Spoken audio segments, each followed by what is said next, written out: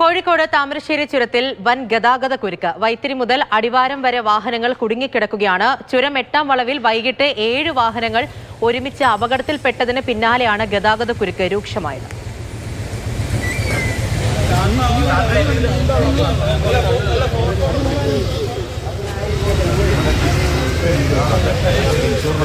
മുഹമ്മദ് ഷഹീദ് വിവരങ്ങളുമായി ചേരുന്നുണ്ട്. ഷഹീദ്, വലിയൊരു അപകടം തന്നെയാണ്. അതിന്റെ ദൃശ്യങ്ങളൊക്കെ നമ്മൾ കണ്ടതാണ്. അതാ ഇപ്പോൾ അടിവാരം വരെ ഗതാഗത കുരുക്കൊണ്ട് പെട്ടെന്ന് പരിഹരിക്കാൻ പറ്റുന്ന അവസ്ഥയാണോ? എന്താണ് ഇപ്പോൾ നടക്കുന്നത്?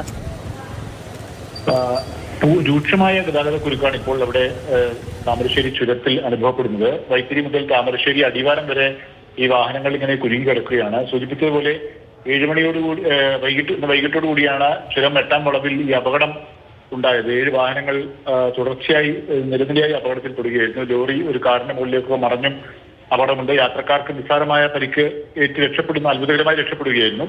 ഈ അപകടത്തിന് പിന്നാലെ ഈ വാഹനങ്ങൾ അവിടെ നിന്നും റോട്ടിൽ നിന്നും സൈഡിലേക്ക് മാറ്റിയിട്ടുണ്ട്. പക്ഷേ എങ്കിൽ കൂടി ഒരു വശത്തുകൂടി മാത്രമേ ഇപ്പോൾ ഗതാഗതം സാധ്യമാകുന്നുള്ളൂ. അതാണ് ഗതാഗതക്കുരുക്ക് രൂക്ഷമാകുന്ന സാഹചര്യത്തിലേക്ക് എത്തിച്ചത്.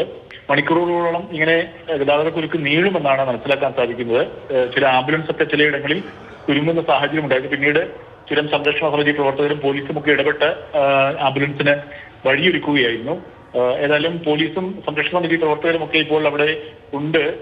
ഈ ഗതാഗത കുരുക്കിന്റെ രൂക്ഷത കുറയ്ക്കാനുള്ള ശ്രമം അവരുടെ ഭാഗത്തു നിന്ന് നടക്കുന്നുണ്ട്. ഏതായാലും നിരവധി വാഹനങ്ങൾ പോകുന്ന ഒരു സമയം കൂടിയാണ് വൈകുന്നേരങ്ങൾ, ഈ സമയം, രാത്രി സമയം.